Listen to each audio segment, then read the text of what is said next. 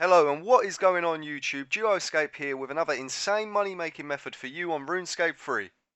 If you're looking for daily Runescape Free content, then hit the subscribe button below so that you don't miss out on any juicy money making methods that will make you bank. Speaking of which, check out the ultimate money making playlist on our channel.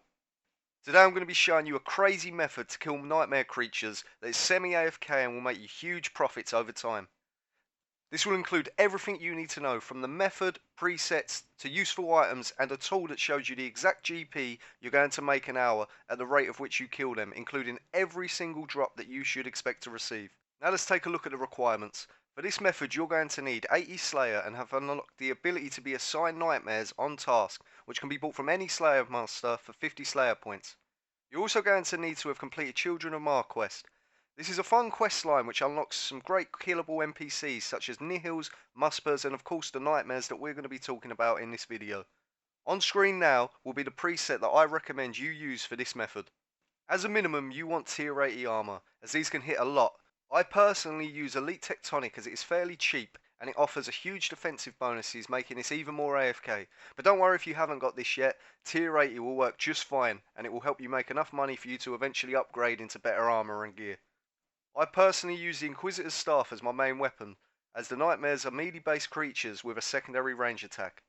There's nothing too special here in terms of the perks, but as a minimum make sure you have Precise 6 and Equilibrium 4 on your staff, and make sure you've got Scavenging 4, Crackling 4 and Enhanced Devoted 4 on your armor. Your fourth perk slot is up to you. I personally use Biting 4 on the armor. Aftershock 4 also works great here because you're going to be doing AoE damage and this will overall increase your kills an hour. I'd recommend having Aftershock 4, Equilibrium 2 if you have it.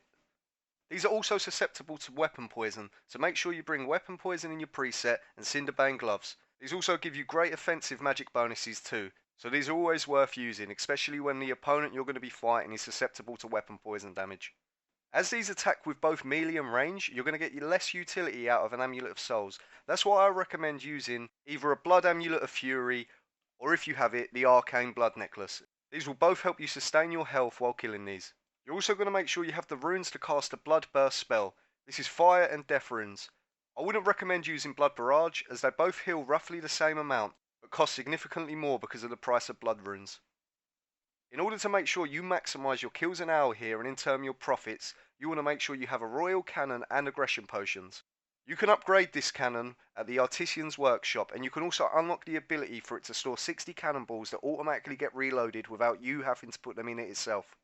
You also want to make sure that you bring your 6th Age Circuit Ring here as a quick teleport to get to the nightmares.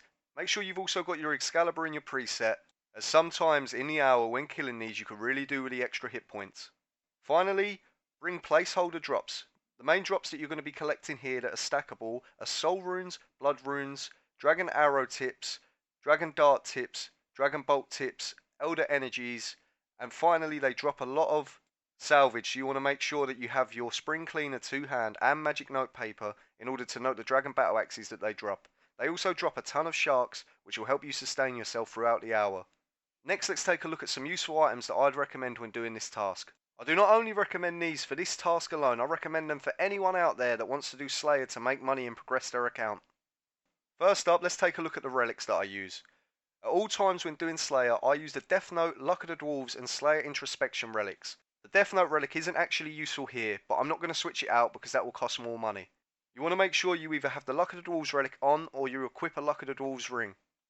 These have a decent chance of rolling drops on the rare drop table, so you do not want to miss out on this because you could miss a potential HSR. Next up we have the Slayer Introspection perk, or what I like to call it, the Slayer's best friend. This enables you to pick between the minimum or maximum number of creatures that you get assigned from any Slayer Master in the game. This is extremely useful for nightmare creatures, as it enables you to increase the length of your Slayer task when killing these, which in turn gives you a higher chance of rolling at the big ticket item, the Nightmare Gauntlets, which unless you've been living under a rock, you know hold an extremely high value in the RuneScape market. In a similar fashion, if you're 120 Slayer, obviously make sure to use your Slayer Master Cape, as this enables you a 20% chance to pick whatever task you want in-game. The last thing that helps you with your Slayer grind is the Tier 3 Slayer Lodge. This enables you to have the boost of the Slayer helmet when on any task without wearing it, which lets you wear another helmet instead for better offensive and defensive bonuses. Finally, I'd recommend bringing a Blood Reaver Familiar here. If you're unaware what this familiar does, it deals 25% of the player's healing as damage to its targets. And because you're going to be using ancient magics and a blood necklace, you're going to be healing a lot, which in turn will deal tons of damage to the nightmare creatures, overall increasing your kills an hour significantly. Moving on, let's take a look at some of the notable drops that nightmare creatures have to offer. The big ticket item that I'm sure you're all aware of is the nightmare gauntlets. These have a 1 in 2,000 drop chance of killing them on Slayer task, and this decreases to a 1 in 10,000 off task.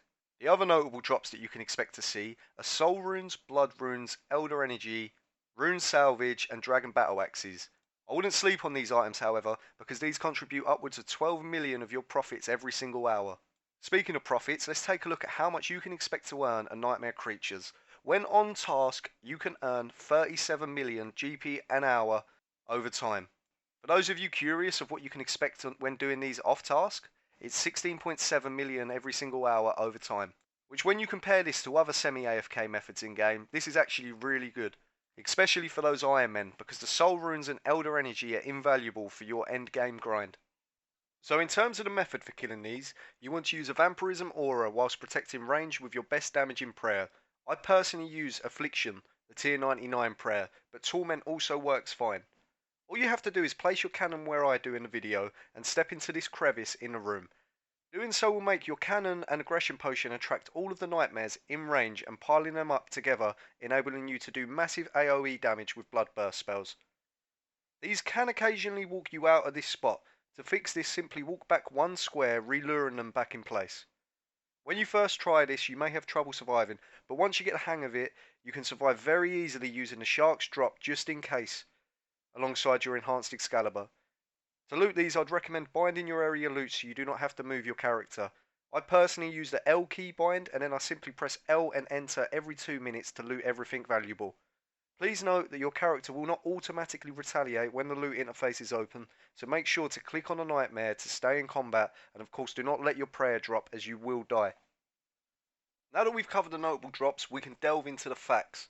If you can sustain 530 kills an hour, which from my testing is possible off task using Virtus, then you can expect to see the results that are on screen now. This tool can be found in the description below, and it has many other Slayer monsters on there that you may find useful. This enables you to manually input your achievable kills an hour into the spreadsheet, which in turn will show you the effective GP an hour you're going to be making from this task. It will also show you the quantity of every single item you can expect to receive when completing this task, and it will show you the percentage of the total profit from each drop, so you can decide what drops are worth picking up and what aren't. To summarise this data, if you can achieve 530 kills an hour, you can expect to receive 36 million from the drops alone. This will net you just over 800,000 Slayer XP and over a million magic experience. If you were to use Scavenging 4 and XP capacitors, this will bring up your total to just over 37 million. As always, this is a great tool for Iron Men, as it enables you to see how many items you're going to get from killing a certain monster to see if it's worthwhile for your grind. In the case of nightmare creatures, I'd heavily recommend doing them, as you need your nightmare gauntlets to be efficient at range, which is the best combat style in the game at the current meta. These also drop a ton of soul and blood runes, which are invaluable on an Iron Man account. And of course, let's not forget about elder energy, which you need to make your nihil pouches in order to do content such as Virago, Rise of the Six, and any other boss in game that requires you to have high accuracy bonuses. Thank you everyone for watching the video, and thanks for all the amazing support so far on the channel. If you found this guide useful and like the format that I do things, feel free to drop a like and leave a subscribe to keep up to date for all of the best money making methods in game. As always, your feedback is always appreciated to help grow and improve the channel, and please leave your suggestions on what Slayer monsters or money making methods you would like to see in this format down below. Thanks for watching.